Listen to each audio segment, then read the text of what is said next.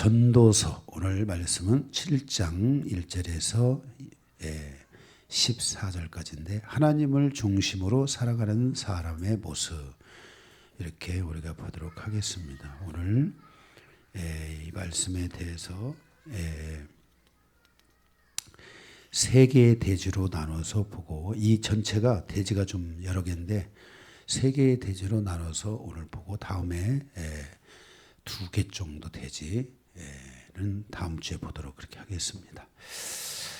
자, 우리가 지난주 맨 마지막 부분에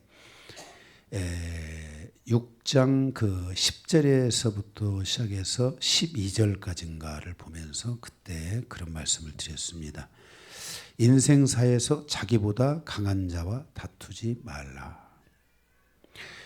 하나님께서 우리에게 정해주신 일들이 있는데 그것을 수용하지 않고 스스로 싸우려 하고 스스로 충돌을 일으키는 것이 인생을 고통과 허무함으로 이끌어갈 수 있다라고 경고하셨습니다. 인생사에서 하나님께서 주신 이 하나님의 주권이 있는데 어떤 자는 강한 자로 만들고 어떤 자는 약한 자로 지으셨다는 것입니다. 그 약함 때문에 상처를 받는 자가 아니라 자기에게 주어진 운명을 만족하고 그것을 받아들일 줄 알 때 그 사람은 그 약함을 극복하고 그 약함 속에서도 생명의 그 은혜를 드러낼 수 있다라는 것입니다. 만약 이러한 질서들을 부정하게 되면 우리는 다툼을 갖게 되고 그 다툼을 통해서 불필요한 고통들을 맞이할 수 있다라고 하는 것입니다.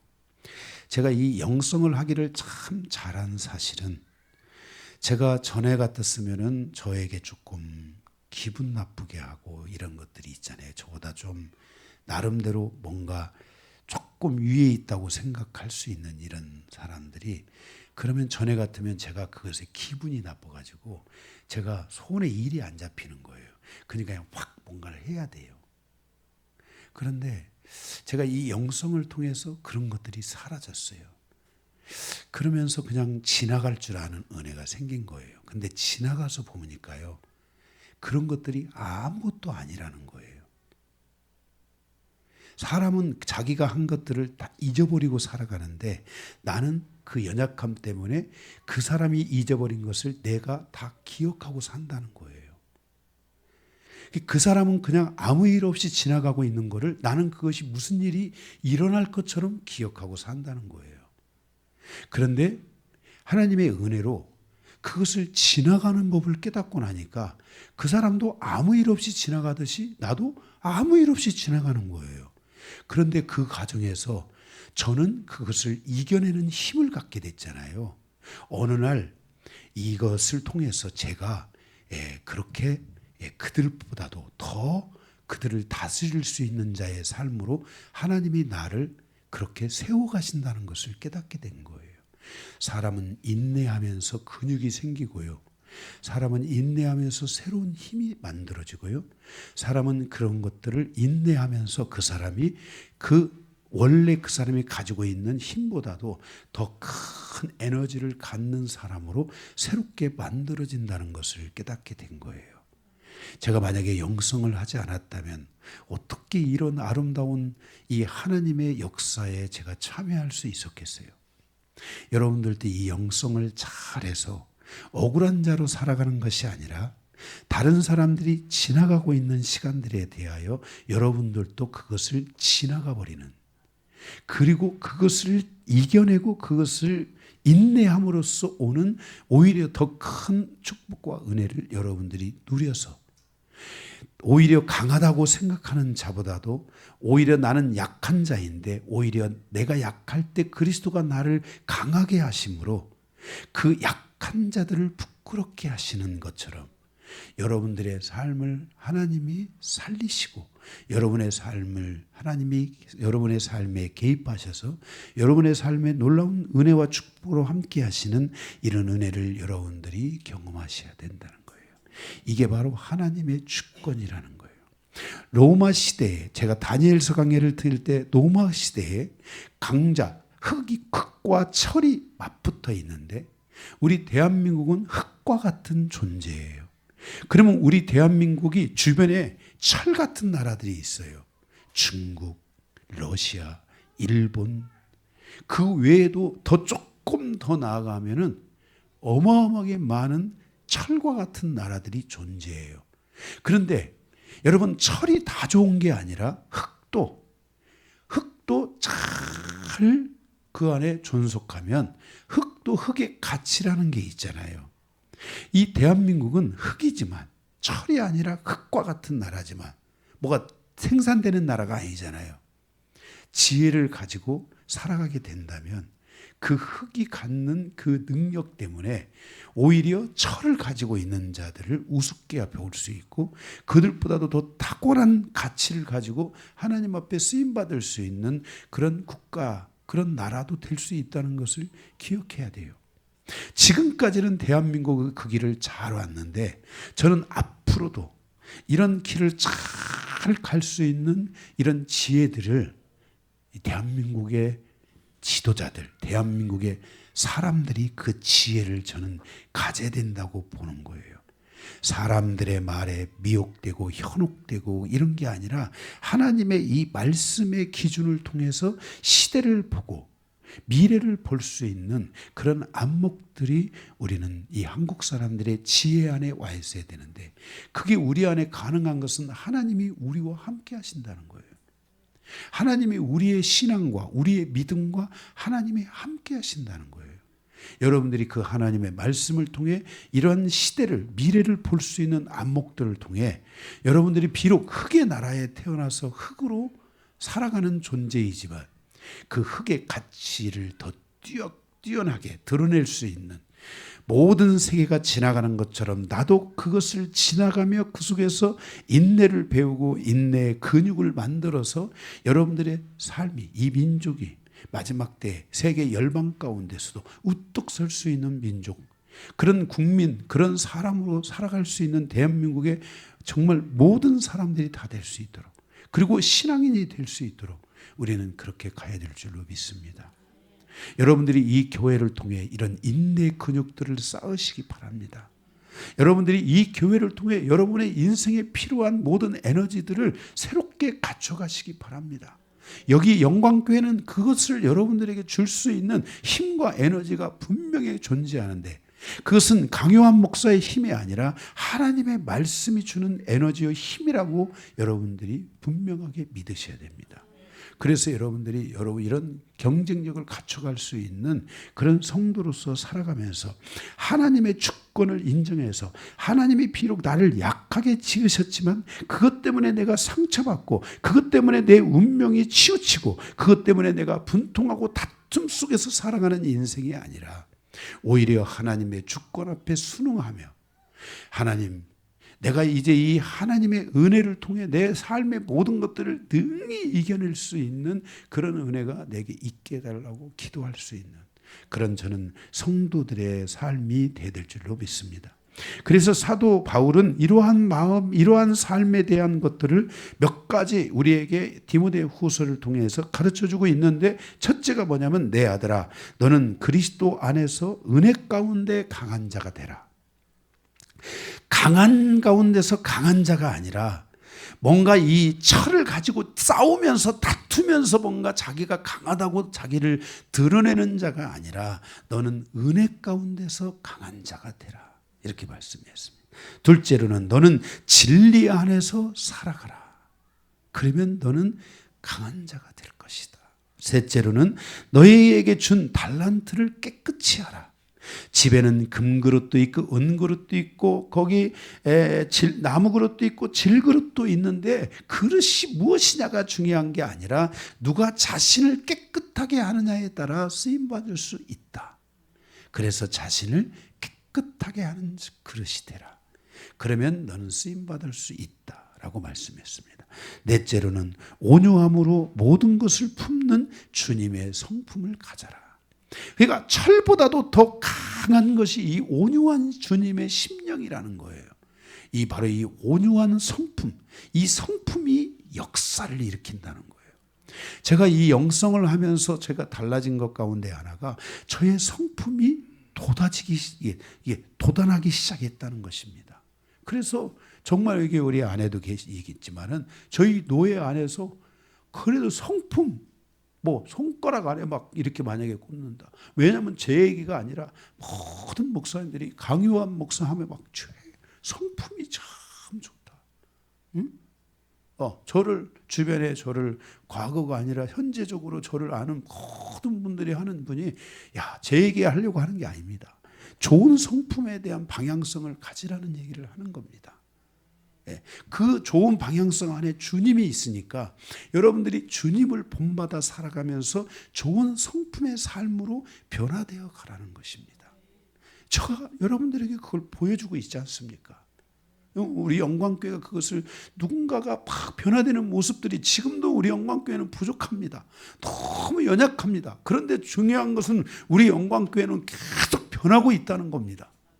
이게 핵심입니다. 머물러 있지를 않습니다. 그러니까 뭔가 머물러 있는 사람은 그냥 항상 아무것도 안 일어납니다.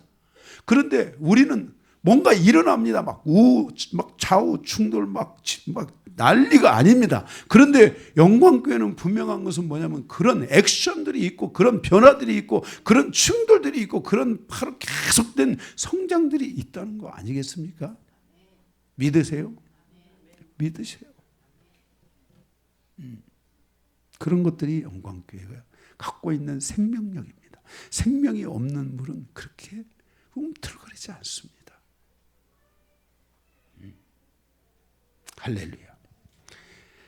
그래서 지난 시간에 바로 이렇게 맨 마지막 부분에 인생사에서 자기보다 강한 자와 다투려고 하지 말고 너희가 안에 뭐를 갖춰야 되는지, 너희가 어떤 삶을 살아야 되는지에 대하여 너희 자신을 새롭게 하라 하는 쪽에서 말씀을 해주셨습니다. 전도서 1장에서 6장이 이제 새 안에서 살아가는 사람들의 삶의 모습을 그리고 있다면 전도서 7장에서 12장은 하나님을 경외하며 살아가는 그 경외함을 향하여 다가가는 사람들의 모습을 우리에게 보여주는 말씀입니다. 오늘 전도서 7장은 하나님을 중심으로 살아가는 사람의 모습, 하나님을 경외하는 자는 하나님을 중심으로 살아가지 않겠습니까? 그 하나님을 중심으로 살아가는 사람의 모습에 대한 것을 말씀하는데 오늘 반절만 보잖아요. 1번에서 3번까지만 봅니다. 그래서 첫 번째입니다. 1번. 지혜로운 사람의 삶의 모습은 어떤 것인가 하는 것입니다. 지혜로운 사람의 삶의 모습은 어떤 것인가? 거기에 작은 번호가 3개가 있습니다. 가로 1번, 자신의 가치를 세울 줄 아는 사람이다 라는 것입니다. 1절에 보면 1절에 좋은 이름이 좋은 기름보다 낫고 죽는 날이 출생하는 날보다 나으며 그랬습니다. 이 좋은 이름과 죽는 날은 동의어라고 볼 수가 있습니다. 그러니까 좋은 이름이란 좋은 사람이라는 말입니다. 이름은 그 사람을 대신하잖아요. 강요한, 좋은 이름. 그러면 어떤 생각이 나십니까? 우리 서 계시는 우리 권사님, 오정문 권사님. 좋은 이름은 그 강요한 그럼 어떤 생각이 드십니까? 좋은 목사다. 그죠? 그거 보세요. 그러니까 좋은 이름이란 좋은 사람이다 라는 뜻입니다. 네, 감사합니다. 네, 전 또 그냥 별로입니다. 이러면 어떨까? 네, 절대 그럴 일은 없으시죠. 좋은 사람이란, 좋은 이름이란 좋은 사람인데 그 이름은 그 사람을 대신합니다. 그런데 좋은 사람이 하필이면 무엇보다 낫다겠어요? 좋은 기름보다 낫다라고 말했습니다. 아니 좋은 사람이 뭔 좋은 기름보다 나을까? 이렇게 좀 해서 기분 나쁠 수 있잖아요. 내가 뭐 기름보다 낫나 이럴 수 있잖아요. 그런데 이 좋은 사람이 좋은 기름보다 낫다라는 이 말씀은 이스라엘 땅에, 제가 이스라엘 성지 순례를 가지 않았으면 이런 부분들을 좀 잘 모를 것 같아요. 네, 잘 모를 것 같아요. 제가 10월 달에 성주세 저기 터키 그리스를 갔다 오려고 지금 준비를 하고 있습니다. 제가 알아보니까 길이 있습니다. 하나가 떠가지고 딱 때가 되니까 이제 가라고 그러는 것 같아서 지금 갔다 와서 사도행전 강의도 하고 그러겠습니다.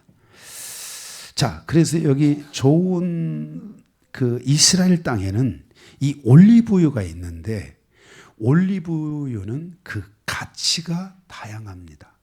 제가 이제 그 이스라엘 땅에 가서 그 샵에 들어갔는데 올리브를 좀 사려고 거기에 유명하다 해서 갔는데 올리브가 가격이 그 막 낮은 가격에서부터 최고 막 상위급에 있는 그 가격 차이가 똑같은 이만한 병에 뭐 여러분 식용유가 무슨 뭐 가격 차이가 얼마나 있습니까? 그냥 그 식용유가 조금 뭐 1,000원, 2,000원 비싸면 차이가 있을지 모르지만 근데 올리브유는 그렇지가 않습니다. 그 가치, 좋은 기름의 가치가 있어서 그 가치가 있는 기름은 한 병에 3만 원 주고 살 수 있는 것이 어떤 거는 300만 원. 이렇게 그 가격의 차이가, 가치의 차이가 굉장히 크다는 것을 우리 가서 볼 수가 있었습니다. 그래서 너무 비싼 것은 쳐다볼 수도 없습니다. 그냥 쳐다보기는 했습니다만은 그냥 가져올 수는 없습니다. 그 가격의 그 가치의 차이가 크다는데, 그런데 이 올리브 기름의 차이처럼 사람의 차이도 그 가치 기준이 매우 크고 다양하다는 것입니다. 여기 우리가 다 이름이 있잖아요. 그래서 좋은 사람의 가치는 그 사람의 그 가치를 말하고 있다라는 것입니다. 그래서 지혜로운 사람은 자신의 가치를 스스로 세울 줄 아는 사람이며 인생을 살아가는 여정에서 자신의 가치를 높일 줄 아는 지혜가 있어야 된다. 이게 바로 지혜로운 사람의 모습이라는 것입니다.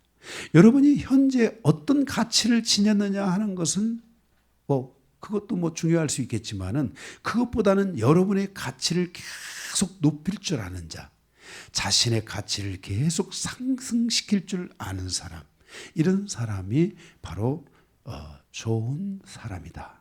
이게 지혜로운 사람이라는 것입니다. 여러분, 나무에서 녹차잎도 나무에서 자라지만 그 녹차잎을 계속 잘 가꾸면 거기에서 최상품의 녹차가 나오잖아요. 그죠? 그런 것처럼 여러분들도 말씀 안에서 계속 당금질을 하고 정금과 같이 계속 당금질을 하고 이런 식의 삶을 여러분들이 살아가고, 여러분들이 또 뭡니까?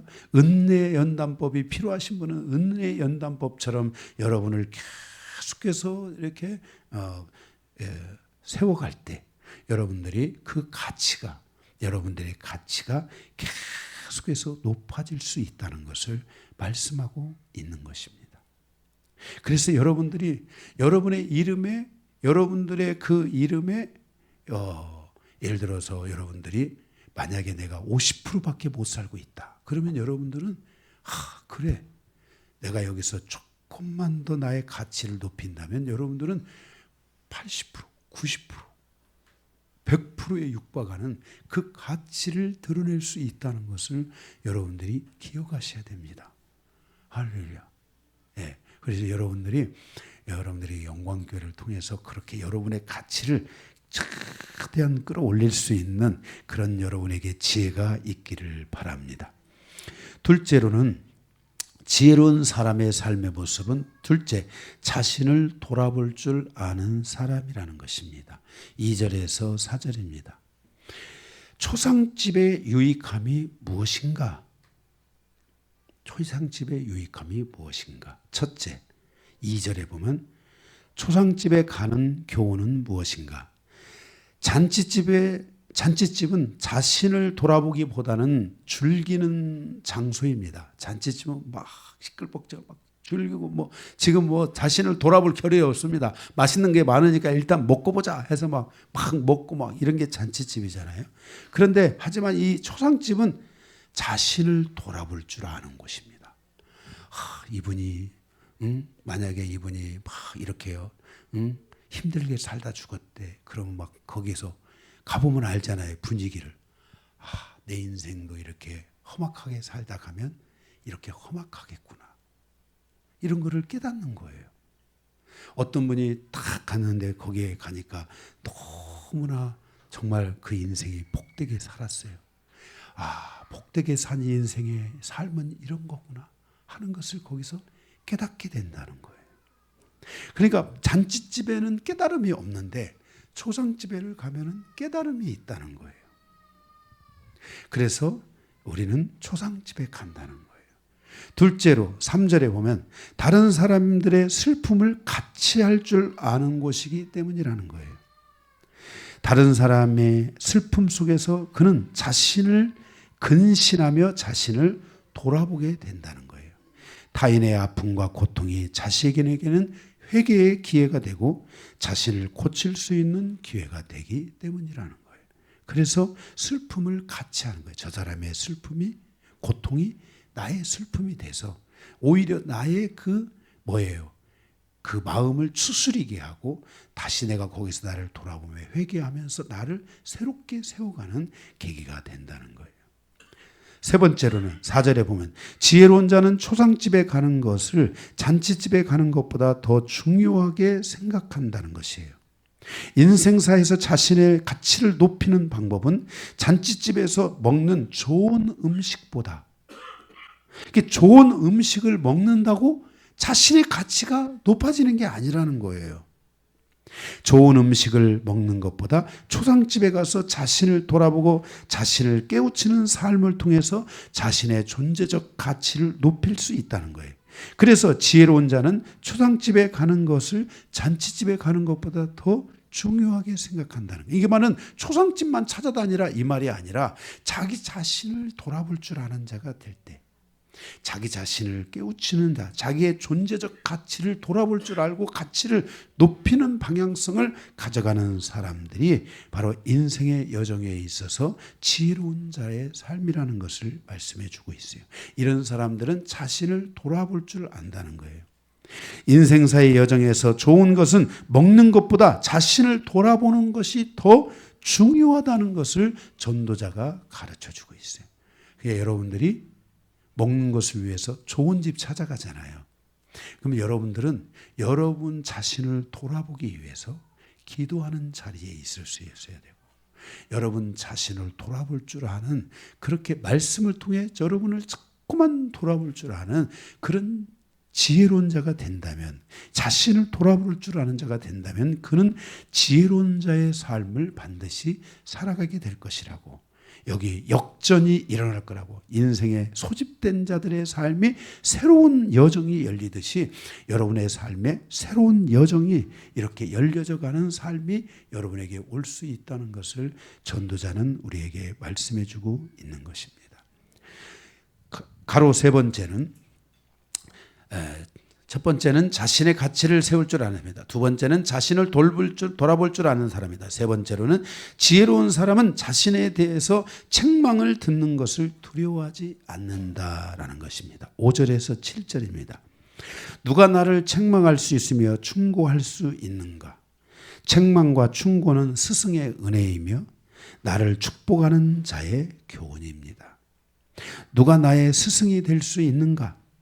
아니, 우리는 스스로에게 질문해야 봐야 됩니다. 당신의 스승이 있습니까? 여러분, 강요한 목사를 지금 누가 책망할 수 있겠습니까? 그런데 만약에 저를 정말 책망하는 분이 있다면 그분은 나의 스승이고, 그분이 나의 버치고, 얼마 전에도 우리가 며칠 지난 월요일 날 친구들 만나고 왔는데 친구들은 저에게 스스럼없이 다 얘기를 합니다. 그게 나의 스승이고 친구고 보시고 나에게 중요한 가치를 부여할 수 있는, 나의 가치를 높여줄 수 있는 분들이죠. 이런 것처럼 누군가가 나에게, 여러분들의 인생에 스승이 없다면, 하나님의 이 말씀이 여러분에게 스승이 돼야 되겠고, 여러분들의 인생에 누군가가 나를 책망해 줄 자가 없다면 여러분 누가 여러분을 책망하겠어요? 제가 영광교회 목회를 하면서 우리 모든 연세 드신 성도님들을 제 아래 제가 다 가둬버리는 사실은, 여러분들을 제가 책망하지 않으면 여러분들이 성장하지 않습니다. 제가 여러분들을 형님이라고 불러보시오, 누님하고 불러보십시오. 여러분들이 제 말을 듣겠습니까? 안 듣지. 안 들으니까 제가 저보다 다 한 살 아래 다 두는 겁니다. 제가 이런 거는 굉장히 지혜롭습니다. 제가 그랬죠. 시골 목회하러 갔는데 거기 가 목사님 집 그 아버님 어머니들이 다 수두룩하게 있는 거예요. 3-4분씩 막 이렇게 있는 거예요. 그런데 그분들이 다 교회 집사님들이시고, 그러니까 제가 그분들 앞에 가서 아이고 아버님 어머님 하고 살아보세요. 목회가 되겠는가? 안 되겠죠.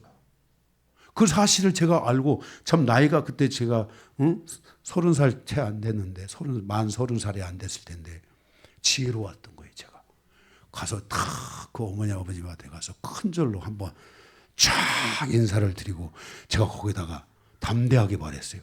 어머님 아버님, 제가 여기서 목회하는 날 동안 더 이상 어머님 아버님은 없습니다. 제가 갈 때 여기서 꼭 가야 될 일이 생길 때는 그때 다시 와서 제가 어머님 아버님께 큰 절 올려드리겠습니다. 그 전까지는 다 성도니까, 제가 성도라고 생각하고 목회를 할 거니까 그런 줄 아십시오. 그리고는 다 그렇게 저는 실천적으로. 그리고 제가 마지막 거기서 떠나올 때 그 부모님들 다 찾아가 뵙고, 어머님 아버님 저를 잘못된 것들이 있다면 다 용서해달라고 큰 절 올려드리고, 그리고 제가 나왔어요. 잘했잖아요. 네, 잘했잖아요. 그런 것처럼 제가 여기 목회하는 날 동안에는 다 여기 우리 김영산 집사님 저보다 한 살 아래니까 그런 줄 알고 열심히 제가 책망해도 뭐라고, 우리 형님 같은 목사님이 나를 책망하는구나 이렇게 생각을 하고, 그 대신에 제가 뭐 동생이라고 제가 무시하고 막 존경하는 걸 안 하고 막 제가 함부로 하고 그런 건 절대 없잖아요. 정말 제가 최선을 다해서 섬기고 최선을 다해서 제가 형님 같은 아우로 제가 잘 이렇게 받들어서 모시고 살아가니까 걱정하지 마세요. 제가 뭐 함부로 하는 사람이 아닙니다. 제가. 그래서 여러분들이 이렇게 우리가 누군가가 나를 향해서 참, 제가 이제 목회를 영광교회 목회 와서 제가 우리 최강원 집사님을 제가 참 이렇게 중간쯤 만났습니다. 중간 한 몇 년 지나고 한 3-4년 4-5년 지나고 이렇게 만나 뵀는데, 최강원 집사님은 제가 어떤 것을 책망을 하든 어떤 말을 하든 목사님 왜 그러십니까? 이런 말씀이 정말 제로의 0%예요. 제가 무슨 말하면 목사님 알겠습니다. 진짜로. 여기 조금남 권사님 맞죠? 네, 사실 비밀이 있는데 우리 뭐 한 말 하고 싶으면 조금남 권사님이 저한테 와서 말합니다. 목사님이 한마디 해주셔야 돼요. 그런데도 아마 우리 최강원 집사님은 원래 굉장히 머리가 비상하게 돌아가시거든요. 다 알 거예요. 아는데도 네, 목사님 잘 알겠습니다. 한마디도 제 말에 티를 달지 않고 알겠습니다. 진짜로 그래요. 저는 정말 이건 너무나 제 마음이 이것으로 인해 은혜가 되고 시원하고 답답함이 없어요. 만약에 제가 무슨 말 했는데 아유 목사님이나 좀 잘하시지 왜 그러시나 이러면 제가 얼마나 힘들겠습니까? 정말 시원함이 아니라 그냥 거의 이게 얼음판 아니겠습니까? 그런데 참 저렇게 정말 해주시는 이런 부분들이 너무너무나 제가 감사하고 있어요. 예. 그래서 여러분들이 여러분의 인생에 누군가가 스승이 있다는 거 참 감사하고요. 정말 우리 성도들이 제가 그동안 이렇게 목회를 하면서 이렇게 저렇게 얘기를 하고 그러면은 그것을 따라서 한 발 한 발 나아가는 성도들을 볼 때 너무너무 감사드려요. 너무너무 감사드려요. 응? 예, 정말 뭐 우리 집사님들이 뭐 사소한 일까지도 우리 안수 집사님들도 저에게 다 전화해가지고 저 이렇게 지금 하고 있습니다. 이게 대화예요, 대화. 이게 뭐 노고나짐이 아니잖아요. 기도하라는 거죠, 저한테. 예. 그러니까 저는 이제 할렐루야, 기도해야 되겠구나. 이런 경우 막 더 긴장이 돼가지고요. 제가 기도를 더 이게 깊이 정말 이거를 자꾸 계속 놓을 수가, 이걸 놓아버리면 놓을 수가 없잖아요. 이게 놓을 수가 없잖아요. 저한테 얘기를 하고 나니까 이걸 놔야 되는데 이걸 놓을 수가 없는 거예요. 이거를. 응? 놓을 수가 없어요. 여러분들이 어떤 거를 이렇게 같이 그런 것들을 나누고 그러면요. 목회자의 손에서 그게 떨어질 수가 없어요. 놓으면 안 돼요. 긴장감이 그렇게 커지는 거예요. 그래서 여러분들이 이런 부분들을 놓고 기도하시고요. 여러분들이 함께 이렇게 대화하고 함께 나누고 이러면서 여러분들이 풀어가시기를 바라고, 또 저한테 좀 오기가 거북스러운 사람은 사모님한테 가셔서 하시면 됩니다. 사모님이 곧 저 아니겠습니까? 네, 그러니까 여러분들이 그렇게 여러분들이 하시면서 여러분의 삶의 신앙에 이렇게 이렇게 정말 지혜로운 자의 삶으로 가는 이 모습들이 있어서 어찌든지 여러분들이 이제 새로운 인생의, 하나님을 경외하는 인생의 상승 곡선이 쭉 이렇게 이어져 가는 이 길이 이렇게 이제 쭉 경외하는 그 방향성을 향해서 쭉 가는 이런 삶이 돼서 여러분들이 단 한 번도 인생에 실패가 없었으면 좋겠어요. 저의 목표는 여러분이 저 만나고 나서 인생에 실패하지 않는 거예요. 다시는 실패하지 않는 거예요.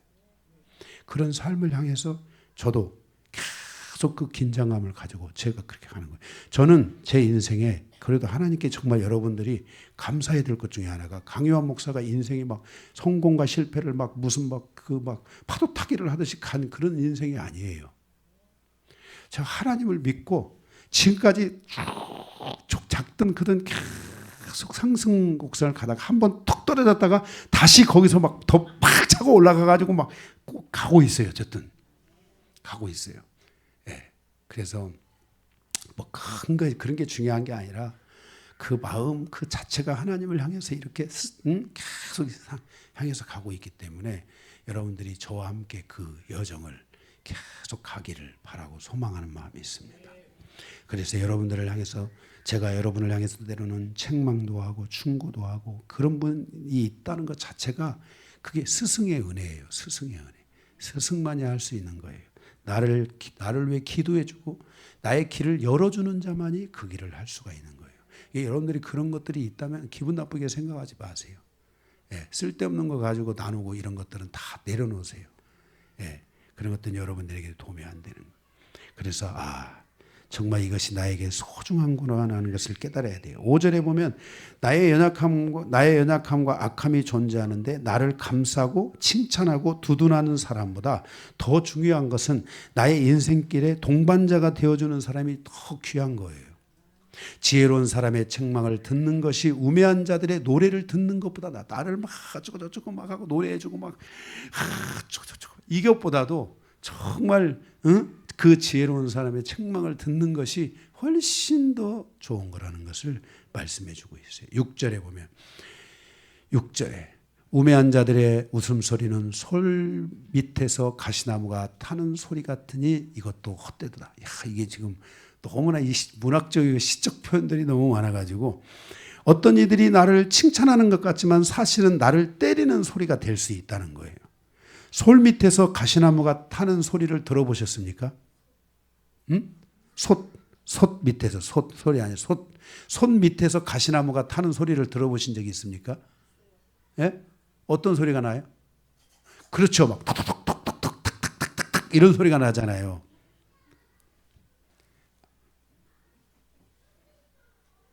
이 소리가 아름답습니까? 아니잖아요. 이 소리는 오히려 나를 때리는 자의 소리와 같이 나의 뒤에서는 나를 판단하는 소리가 될 수 있다는 걸 알아야 돼요. 그래서 손 밑에서 이 가시나무가 타는 그런 말, 그게 아니고 우매한 자들의 웃음소리는 그와 같다는 거예요. 이게 여러분들이 벌써 이렇게 뒤돌아서서 판단받는 그런 게 아니라 아멘. 여러분들의 삶이 지혜로운 자와 같이 오히려 정말 하나님의 말씀의 책망을 통해서 오히려 여러분들이 성장해 갈 수 있어야만 한다는 거예요. 그래서 지혜로운 사람들은 자신에 대해서 책망 듣는 것을 두려워하지 않는다는 거예요. 7절에 보면 인생사의 여정에서 탐욕을 조심하라 그랬어요. 탐욕은 우상 숭배이며 많은 죄를 일으키는 것이지 않습니까? 이 탐욕이 지혜자를 우매하게 만든다는 거예요. 하나님의 것을 취하는 것이, 탐욕은 하나님의 것을 취하는 것이고 사람의 것을 취하는 것인데, 이러한 것이 그 사람의 눈을 멀게 하고 탐욕이 그 사람을 미련하게 만든다는 거예요. 그러니까 차라리 그러한 그 탐욕을 갖지 않으면은 오히려 그 사람이 자신의 삶을 하나님이 주시는 질서 안에서 바르게 자기 안에서 성실하게 갈 수 있고, 자기에게 주신 것을 통해서 오히려 인내하면서 그것을 이겨내는 자의 삶이 될 수 있는데, 자꾸만 탐욕을 품게 되면 오히려 그런 것들이 그 사람을 더 이 지혜를 망하게 하니까, 지혜가 없게 하니까, 지혜가 없게 하면 어떻게 되겠어요? 누가 뭔가 책망하면 막 달아오르는 거예요. 그죠? 그런 것들이 있어. 그러니까 여러분들이 사람에 대한 탐욕, 물질에 대한 탐욕, 이런 관계성에서 오는 탐욕, 뭔가를 막 자기가 중심이 돼서 뭔가를 이뤄가야 된다는 이런 탐욕, 이런 것들을 내려놔야 되는 것이지, 이걸 들고 있으면 여러분이 갑자기 그냥 지혜가 사라지니까, 지혜가 없으면은 그 책망의 소리를 들을 수가 없는 거예요. 지혜로운 사람만이 그 책망의 소리를 들을 수 있는 거예요. 7절에 보면 하나님이 원하지 않는 뇌물은 그 사람의 명철을 가리게 하는 거예요. 명철이 없으면 안 돼요. 뇌물에는 어떤 조건이 존재할 수 있는데 그 뇌물이 오히려 우리의 인생길을 막을 수도 있다는 거예요. 그래서 그 뇌물을 통해서 그것을 먹음으로써 명철이 사라지니까 올바른 분별력을 못 가져요. 지금 잘못된 것을 뭔가를 얘기를 해도 못 듣는 거예요. 그 뇌물 먹어서. 그래 안 그래요? 뇌물 먹으면 그런 거예요. 응? 그러니까 하나님께서 주시는 지혜가 없으면은, 저는 뇌물은 뇌물대로 먹고 분별은 분별대로 합니다. 저한테 뇌물을 줬다고 해서 제가 막 여러분들에 대해서 누가 저한테 뭐 김치를 갖다 줬다, 그렇다고 해가지고 막 제가 막 김치하고 이렇게 안 살아요. 저는 그냥 김치는 김치다. 응? 예. 그러니까 여러분이 저 김치 갖다 주고 우리 목사님이 나한테 잘해주겠지, 절대 그런 일 없습니다. 그냥 김치는 김치고 그냥 저는 접니다. 예, 저는 뇌물에 넘어가지는 않습니다. 예, 그걸 아시고 여러분들이 이게 우리가 근데 그거 먹으면 뭔가 우리가 달라지잖아요. 그죠? 이 명철이 사라질 수 있거든요. 근데 여러분들이 명철한 마음이 있어야지 지혜가 있고, 지혜가 있어야만이 책망의 소리를 들을 수 있는 거예요. 책망의 소리를 들어야 돼요. 말씀이 들려야 돼요. 하나님의 말씀이 방망이가 돼서 나의 이 모난 부분을 팍팍 깨트리고 하는 것들을 들어야만이 거기서 변화가 일어나요. 예. 정리하면 지혜로운 삶을 사는 사람은 자신의 가치를 세울 줄 아는 사람이고, 자신을 돌아볼 줄 아는 사람이며, 책망 듣는 것을 두려워하지 않는 사람이라는 것입니다. 큰 2번, 하나님 중심의 사람은 항상 최선의 것을 선택할 줄 아는 사람이라는 것입니다. 그래서 첫째, 가로 1번, 여기에도 지금 번호가 몇 개가 있어요. 이 번호가 우리가 오늘 볼 말씀이 2개밖에 안 되는 거예요. 2개밖에 안 되네요. 죄송합니다. 두 번째, 마지막 두 번째 되지. 하나님 중심의 사람은 항상 최선을 다해서 최선의 것을 선택할 줄 아는 사람이라는 거예요. 두 번째, 이 2개가 있는데, 첫 번째 가로 1번, 습관을 바꾸라는 거예요.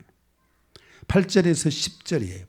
8절을 보게 되면은 거기에 8절, 일의 끝이 시작보다 낫고 참는 마음이 교만한 마음보다 나으니 그랬습니다. 일의 끝이 시작보다 낫고 참는 마음이 교만한 마음, 다툼을 일으키는 마음보다 나으니, 인생의 끝은 그가 어떤 삶을 살았는지를 말해주는다는 거예요. 인생의 축복은 다툼을 일으키는 삶이 아니라 다툼을 멈추게 하는 삶이 돼야 된다는 거예요. 이러한 사람에 대한 평가가 그 인생의 끝에 나타나게 된다는 거예요.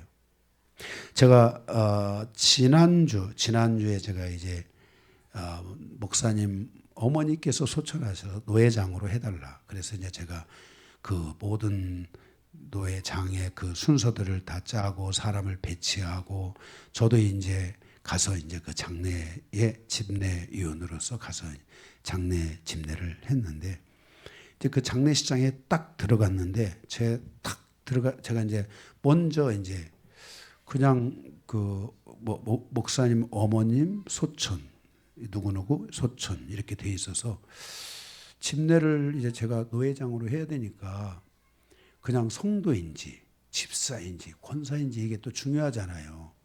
예, 그래서 제가 여쭤봤더니 권사님이시라고 그러더라고요. 아, 그러시냐고 하고 이제 제가 거기다가 순서지에다가 고 아무개의 권사 이렇게 이제 해가지고 타이틀을 해서 이제 그 순서지 같은 거를 제가 이제 뭐 입관 예배, 발인 예배 순서지를 제가 다 만들기 굉장히 바빴어요. 제가 막 진짜 갑자기 뭐 여러 가지 일들을 앞두고 너무너무 많은 일들이 있어가지고 제가 오죽하면 오늘 예배당에 왔는데 피곤해가지고 잤겠습니까? 너무 피곤해가지고 막 못하게 막 꾸벅꾸벅 졸여가지고 막 지렁이 걸치 나오고 막 이래서 안 되겠더라고요. 그래 잤는데 근데 딱 그 장례식장에 딱 들어가는데 거기에 그 권사라는 그 단어가 제가 이렇게 딱 들어오는데 그게 막 그 은혜가 되더라고요. 우리 교회도 이제 권사 임지 그 취임이 있잖아요. 그게 탁 들어오는데 그리고 그분의 그 어머님의 그 아름다운 여정이 존재한다는 것을 제가 이제 직감적으로 느끼고 그것을 제가 이제 갖게 됐습니다. 그리고 그 어머니의 좋은 소식들, 그 어머니가 권사로서 또 이렇게 살아오셨던 삶에 대한 것들을 이렇게 듣게 됐습니다.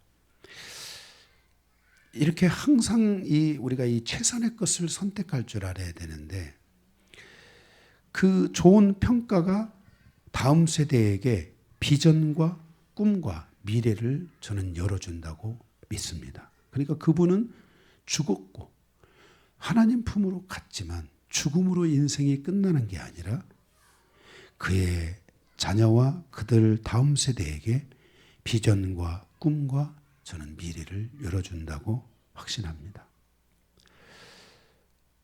그 자녀들이 이제 장례를 마치고 나오는데도 그 목사님의 자녀들이 와서 감사하다고 사모님도 감사하다고 또 목사님도 오늘 또 가서 이제 만났는데 너무너무 감사하다고 응? 그러면서 너무 감사해서 너의 작은 뭐 선물이라도 하나 했으면 좋겠는데 뭘 하면 좋겠냐고 저한테 됐다고 안 하셔도 된다고 그랬는데도 자꾸 물으시는 거예요. 그래서 어떤 분들이 막 떡하라고 그러니까 내가 안 된다고 떡이 지금 한 판에 지금 2만 얼마인데 그 떡을 어떻게 노예 목사님들 다 주자고 수건이나 하시라고 그래서 수건으로 낙찰이 돼가지고 수건 하시기로 수건. 그래서 수건이라도 다 하나씩 돌리시겠다는. 그래서 수건으로 하시면 좋을 것 같다고. 별 막 여러 가지가 나오는 거예요. 갑자기 막 목사님들이 탐욕이 떠가지고 막 이것저것 해달라고 막 무슨 장례식장에서 준다는데 뭘 이것저것 안 된다고. 수건으로 그냥 하시자고. 목사님도 수건으로 하시겠다고. 그래서 이렇게 이게 얼마나 그 여정에서 감사하고 91세를 사셨거든요. 91세를 사셨는데 그것이 그 자녀들에게 그 목사님에게 어머니의 소천이 끝난 것이 아니라 그게 새로운 꿈이 되고 비전이 되고 미래가 되고 힘이 되어서 그것이 그 가정에게 그런 은혜로 다가왔다고 저는 믿어지는 겁니다. 이렇게 하나님의 나라가 미래지향적인 것은 그러한 평가를 만들어내기 때문입니다. 그러한 결실, 그러한 결과를 만들어내기 때문인 것입니다. 하나님의 나라가 미래지향적이기에 죽음을 통해서도 비전과 꿈과 미래를 열어주고 비전과 꿈과 미래를 느끼게 하고 갖게 하는 그러한 삶을, 그러한 평가를 모두에게 만들어내기 때문에 하나님의 나라가 미래지향적인 것입니다. 누가 압니까? 강요한 목사가 죽어서 주님 품에 안길 때 누군가가 나를 위해서 눈물과 감사의 평가를 내린다면 나의 아들들과 나의 손주들과 나의 성도들은 나의 죽음을 통해서 비전과 꿈과 미래를 꿈꾸며 앞으로 전진하며 나아갈 것이라고 믿습니다. 저는 감사하게도 제가 몇 번에 거쳐서 목회를 해왔지만 그곳에 항상 새로운 싹이 텄습니다. 제가 시골에서 첫 처녀 목회를 하고 돌아 나올 때도 예수를 안 믿는 사람들까지 저를 위해 눈물을 흘리고 마음 아파하고 그랬습니다. 그런데 지금 그 교회가 튼튼하게 세워져 가고 좋은 목사님 보내주셔서 그 양떼를 돌볼 수 있는 은혜들이 다 열려 있지 않습니까? 이렇게 우리의 삶에 있어서 그 최선의 선택을 할 줄 아는 사람은 자신의 삶의 습관과 방식을 바꾸고 그래서 어떤 그 다툼을 일으키는 삶이 아니라 다툼을 멈추게 하는 삶을 살아가게 되고 그럼으로써 그 삶이 발전하고 성장하게 되고 그 발전하고 성장하는 삶을 통해서 그가 비록 죽음에 이르고 삶의 끝에 이르는다 할지라도 그것이 그들에게 비전과 꿈과 미래를 갖게 한다는 것입니다. 그래서 오늘 8절의 말씀에 일의 끝이 시작보다 낫고 참는 마음이 교만함보다 낫다라고 이렇게 말씀하고 있는 것입니다.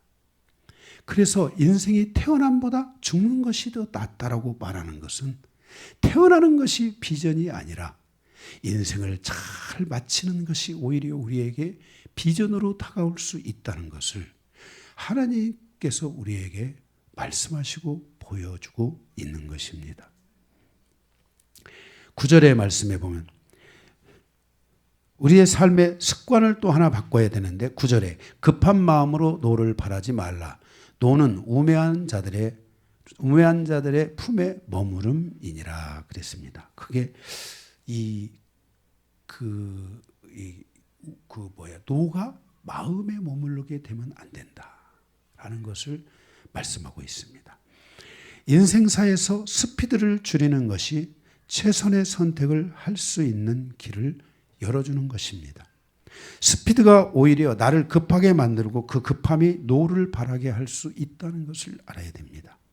사랑하는 성도 여러분, 인생사에서 최선의 선택을 위해서 여러분들이 슬로우를 선택할 줄 아는 그런 지혜와 은혜가 있어야 될 줄로 믿습니다.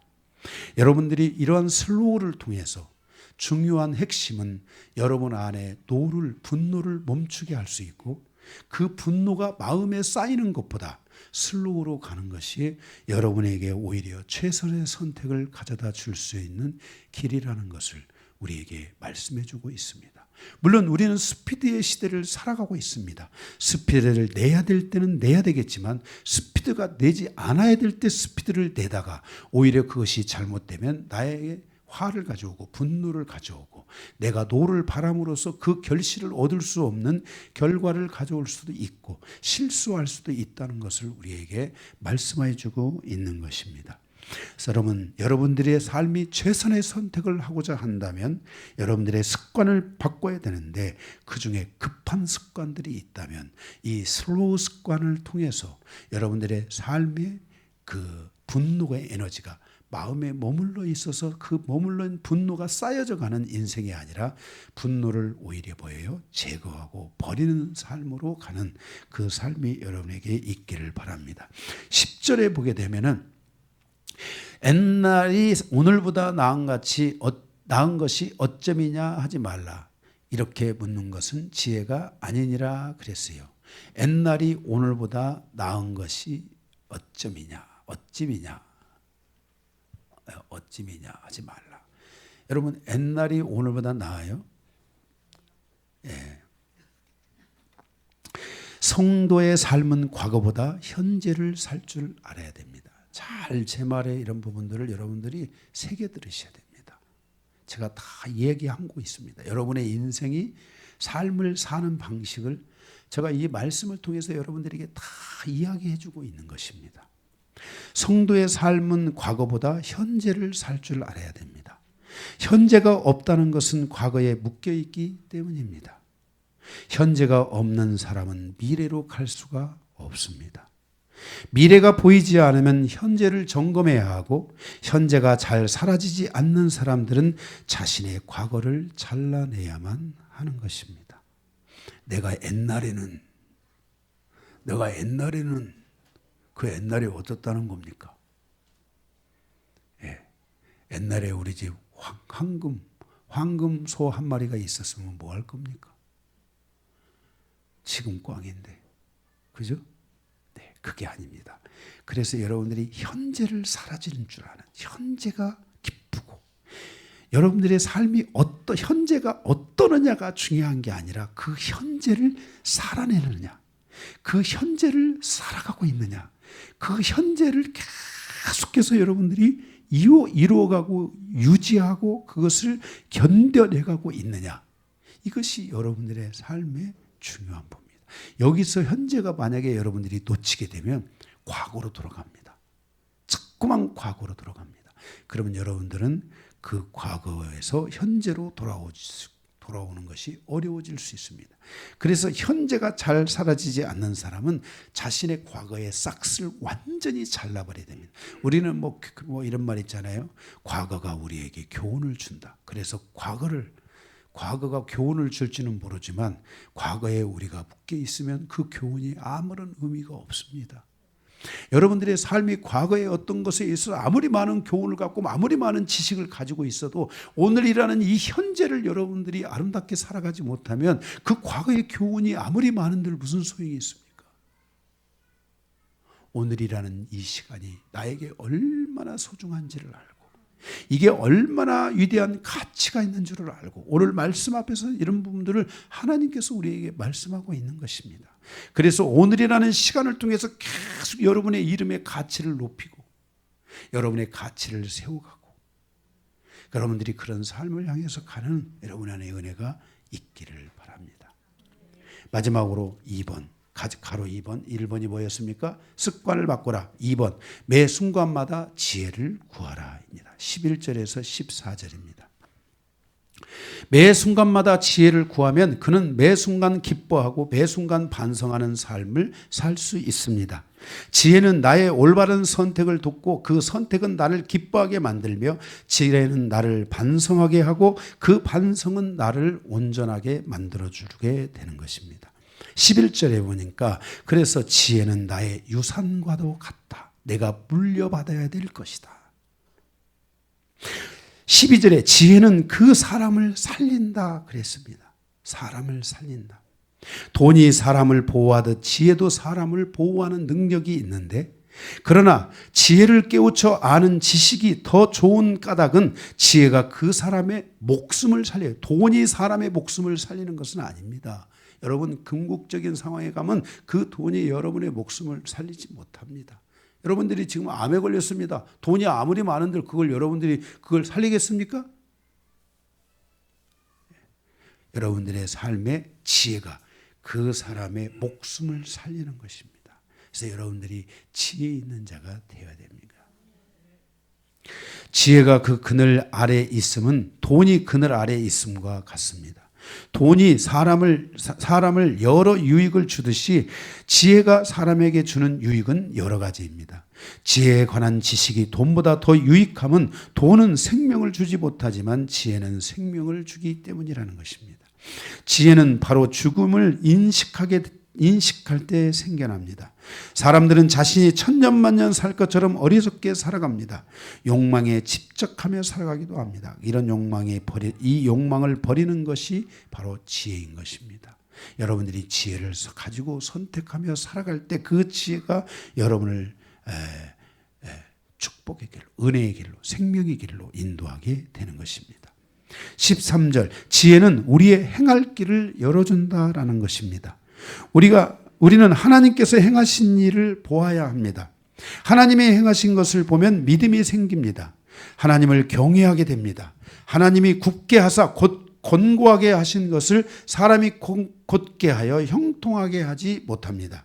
우리는 생사화복을 주관하시는 하나님의 주권을 인정해야 하는데 하나님은 형통하게도 하시고 곤고하게도 하신다고 말씀하고 있습니다. 하나님은 형통함과 곤고함을 병행하게 하셔서 그 사람의 장래일을 헤아려 알지 못하게 하고, 오늘은 형통하게 하고 내일은 곤고하게 하고, 그러니까 내가 과연 어떻게 될까 모르게 하신 거예요. 왜 모르게 하셨을까요? 그것은 사람은 자신의 한계라는 벽을 가지고 있는데 만약에 내가 형통하면 자신의 한계를 잃어버리기 때문에 그렇습니다. 자신의 한계를 잃어버리면 사람은 잘못하면 위험에 빠지게 되는 것입니다. 사람에게 있어서 이 중립적 위치, 인간의 한계를 느끼는 것, 이것은 하나님이 인간에게 부여해 주신 매우 중요한 어떤 댐과 같은 것입니다. 이 댐이 있을 때 물이 오는 것을 막아주듯이 여러분의 인생에 한계라는 것이 있다는 것을 깨달을 때 여러분들은 거기서 자신을 보지 않고 하나님을 바라보게 되는 것입니다. 그래서 자신의 한계를 인정하고 겸손히 하나님을 경외하며 하나님을 경외하는 자리로 나아가는 길을 갖게 되는 것입니다.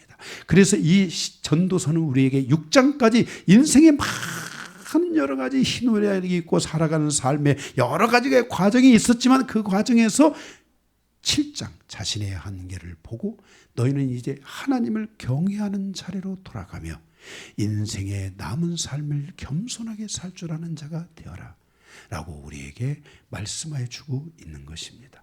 14절, 형통한 날에는 기뻐하고 곤고한 날에는 되돌아보아라 라고 말씀하고 있습니다. 이 두 가지를 하나님이 병행하게 하사 사람이 그 장래일을 능히 헤아리지 못하게 하셨다고 말씀하는데 지혜가 없다면 누가 자신의 형통한 날을 알 수 있으며 곤고한 날을 알 수 있겠습니까? 지혜로운 자는 형통한 날에는 기뻐하지만 곤고한 날에는 어떻게 할까요? 넘어질까요? 좌절할까요? 응? 지혜로운 자는 형통한 날에는 기뻐하지만 곤고한 날에는 하나님을 바라보며 기도한다는 것입니다. 그리고 하나님의 은혜를 구하는 삶을 산다는 것입니다. 우리가 형통한 날에 기뻐하는 것은 누구나 다 하는 것입니다. 예수를 믿으나 예수를 안 믿으나 다 할 수 있는 것이지만 곤고한 날이 왔을 때 하나님을 바라보며 기도하는 것은 누구나 할 수 있는 것이 아닙니다. 오직 하나님의 지혜를 가진 자만이 그 곤고한 날에 하나님을 바라보며 하나님께 기도하고 하나님이 반드시 나의 삶에 공고하게 했으니 이제 나를 삶을 어떻게 하신다?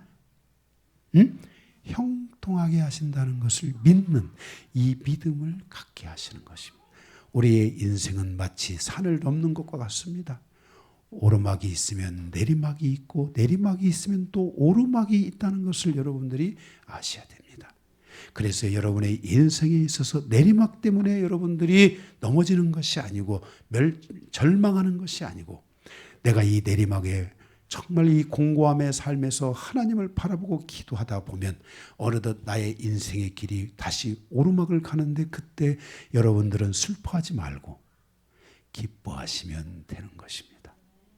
그래서 오르막에서는 기뻐하고 내리막에서는 기도하고 오르막에서는 기뻐하고 내리막에서는 기도하는, 만약에 여러분들이 이 하나님을 잃어버린다면 매 순간순간 지혜를 구하고 그 지혜 대신 주님을 잃어버린다면 여러분들은 오르가면서도 걱정하고 떨어질까 봐 또 내려가면서는 또 절망하고 힘들 거야, 어려울 거야, 여기서 이제 확 죽어버려야 될지도 몰라. 이렇게 절망할 수 있다는 것입니다. 여러분의 인생이 이렇게 하나님 없는, 지혜 없는 자의 삶을 살아가는 것이 아니라 지혜 있는 자의 삶을 살아서 올라갈 때는 기뻐하고 떨어질 수 있는 걸 알기에 기뻐하다가 떨어지면 또 주님 앞에 기도하고 하나님을 바라보며 또 은혜를 구하고 가다가 보면 또 반드시 올라갈 것을 믿는 믿음을 가지고 살아간다면 여러분의 인생이 강건하면 70이요 80이라도 그 인생을 살아가는 여정 속에 여러분이 하나님을 경외하니 기쁠 때도 하나님을 경외하고 공부할 때도 하나님을 경외하니 이것이 바로 우리 인생의 지혜라는 것을 오늘 전도자는 우리에게 말씀하여 주고 있는 것입니다. 그래서 우리의 삶이 이렇게 하나님의 그 지혜로운 날에는 형통한 날, 지혜로운 자는 형통한 날에는 기뻐하고 공고한 나라는 하나님을 바라보는 바로 은혜를 구하는 삶이 여러분에게 있기를 바랍니다. 15절에서 29절은 하고 싶어도 다음 주에 네, 다음 주에 말씀 드리도록 하겠습니다.